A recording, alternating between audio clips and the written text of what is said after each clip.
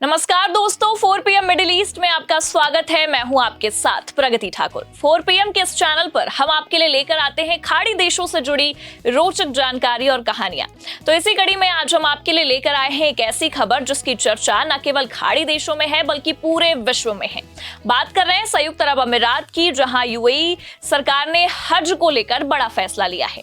आपको बता दें कि यूएई में 1447H यानी कि 2026 सत्र के लिए हज अभियानों का चयन और मान्यता देने के लिए एक नई प्रणाली शुरू कर दी गई है, जिसका उद्देश्य सेवा की गुणवत्ता में सुधार करना और तीर्थयात्रियों के लिए बेहतर संगठन सुनिश्चित करना है। उससे पहले थोड़ी जानकारी हज के बारे में हो जाए। हज की इस्लाम में अपनी अलग ही अहमियत है। ये इस्लाम का पाक तीर्थ यात्रा हर मुस्लिम के जीवन में एक अनमोल अनुभव है। ये एक ऐसा अवसर है जो आध्यात्मिकता, भक्ति और एकता को एक साथ जोड़ता है। हर साल दुनिया भर से लाखों लोग मक्का और मदीना की पवित्र भूमि पर हज के लिए एकत्रित होते हैं, लेकिन इस बार हज 2026 को और भी सुगम, सुरक्षित और आध्यात्मिक बनाने के लिए यूएई ने एक नई प्रणाली शुरू कर दी है, जिसका उद्देश्य तीर्थयात्रियों की सेवाओं में सुधार करना और उनके अनुभव को और बेहतर बनाना है। हज इस्लाम के 5 स्तंभों में से एक है। ये एक ऐसी यात्रा है जिसे हर सक्षम मुस्लिम को अपने जीवन में कम से कम एक बार अवश्य करना चाहिए।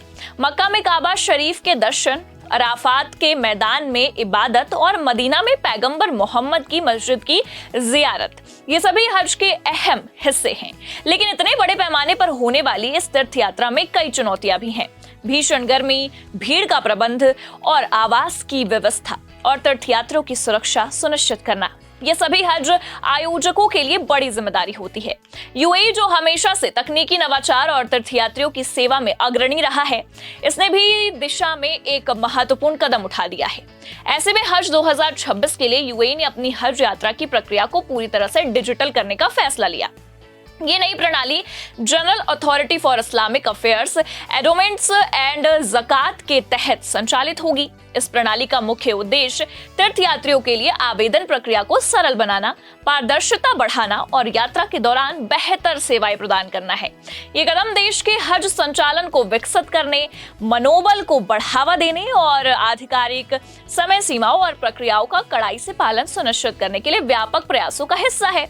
इस्लामी मामलों, बंदोबस्ती और ज़कात के सामान्य प्राधिकरण द्वारा आयोजित एक समन्वय बैठक के दौरान अभियान आयोजकों को नई प्रणाली के बारे में जानकारी दी गई।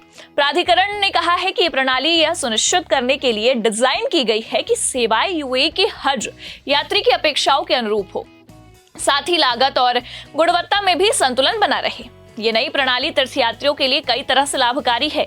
सबसे पहले डिजिटल प्रक्रिया से आवेदन करना अब पहले से कई ज्यादा आसान हो गया है। पहले जहां कागजी कार्रवाई और लंबी प्रक्रियाओं में समय लगता था, अब हज यात्री घर बैठे अपना स्मार्टफोन ही यूज करते हुए सभी औपचारिकताएं पूरी कर सकते हैं। दूसरा, गर्मी से बचाव के लिए किए गए उपाय तीर्थयात्रियों की सुरक्षा को प्राथमिकता देते हैं। सेंसर और अन्य तकनीकी उपकरणों का उपयोग ये सुनिश्चित करेगा कि हज यात्री को समय पर चिकित्सा सहायता मिले।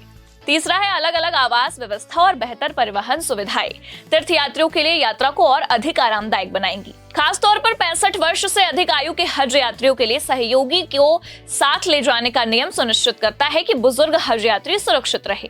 इसके साथ ही प्राधिकरण ने कहा है कि चयन प्रक्रिया उन ऑपरेटरों को प्राथमिकता देगी जो विभिन्न श्रेणियों के तीर्थयात्रियों के लिए विविध सेवा पैकेज प्रदान करते हैं। हाल के वर्षों में यूएई के अधिकारियों ने सऊदी अरब द्वारा आवंटित कोटा प्रणाली के अनुरूप हज अभियान अनुमोदन को सुव्यवस्थित करने के लिए काम किया। केवल मान्यता प्राप्त ऑपरेटरों को ही सख्त अनुपालन और मूल्यांकन तंत्र के साथ तीर्थयात्रा आयोजित करने की अनुमति है। ऐसे में अधिकांश यूएई तीर्थयात्रियों के लिए पंजीकृत अभियान में शामिल होना ही हज करने का एकमात्र कानूनी और व्यवहारिक तरीका है। समूह समन्वय को लेकर आध्यात्मिक मार्गदर्शन तक प्रदान की जाने वाली सेवाएं उनके अनुभव को बना या फिर बिगाड़ सकती हैं। इस नई प्रणाली का उद्देश्य ये सुनिश्चित करना है कि केवल उच्च प्रदर्शन करने वाले ऑपरेटरों को ही स्वीकृति दी जाए। पिछले हज सत्रों में कुछ तीर्थयात्रियों ने सेवाओं में अव्यवस्था या फिर स्पष्टता की कमी की शिकायतें की हैं। इसके जवाब में संयुक्त अरब अमीरात के अधिकारी लगातार निगरानी स्तर बढ़ा रहे हैं, डिजिटल ट्रैकिंग शुरू कर रहे हैं तथा हज के बाद प्रदर्शन मूल्यांकन लागू कर रहे हैं। सऊदी अरब ने पिछले साल की गर्मी से संबंधित घटनाओं के बाद कई सुधार किए हैं, जैसे बिना परमिट वाले तीर्थयात्रियों पर सख्ती और भीड़ प्रबंधन के लिए बेहतर उपाय। यूएई की डिजिटल प्रणाली इन सुधारों को और मजबूत करती है, जिससे दोनों देशों के बीच सहयोग और बेहतर होता है। यूएई की ये नई प्रणाली न केवल हज 2026 को बेहतर बनाएगी, बल्कि भविष्य में तीर्थयात्रियों के लिए एक नया मानक भी स्थापित करेगी। डिजिटल तकनीक का उपयोग, गर्मी से बचाव के उपाय और पारदर्शी प्रक्रियाएं ये सुनिश्चित करेंगी कि तीर्थयात्री अपने आध्यात्मिक यात्रा पर ध्यान केंद्रित कर सके, न कि प्रशासनिक जटिलताओं पर।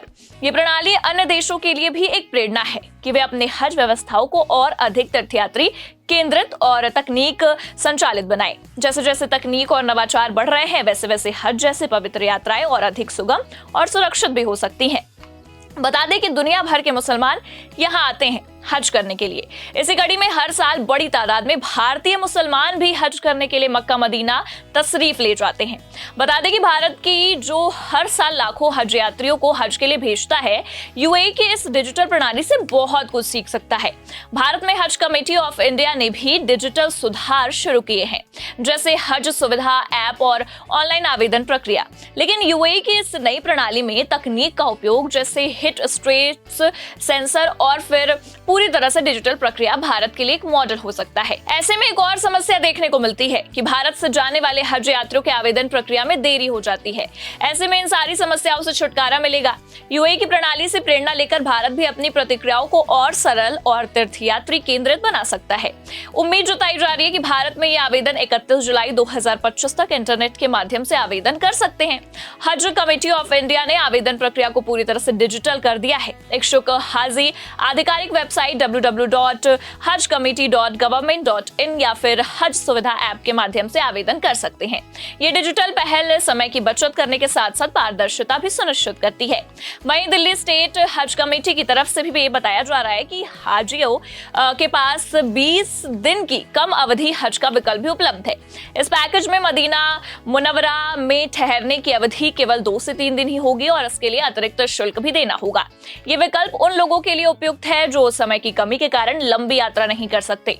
हालांकि 12 वर्ष से कम आयु के बच्चों को इस श्रेणी में शामिल करने की अनुमति नहीं होगी। यह सुविधा व्यस्त जीवन शैली वाले हाजियों के लिए भी विशेष रूप से लाभकारी है। हज यात्रा के लिए विशेष श्रेणी के नियमों के अनुसार 65 वर्ष से अधिक आयु के बुजुर्ग और बिना महरम यात्रा करने वाली महिलाओं की न्यूनतम आयु 45 वर्ष होनी चाहिए। ये नियम हाजियों की सुरक्षा और सुविधा को ध्यान में रखकर बनाया गया है। ऐसे में यूएई सरकार के इस फैसले की जमकर तारीफ भी हो रही है और एक बार फिर यूएई ने हाजियों के लिए बड़ा तोहफा दिया है। फिलहाल के लिए तो इस खबर में इतना ही। ऐसी ही तमाम बड़ी और सच्ची जानकारियों के लिए देखते रहिए 4PM मिडिल ईस्ट। नमस्कार।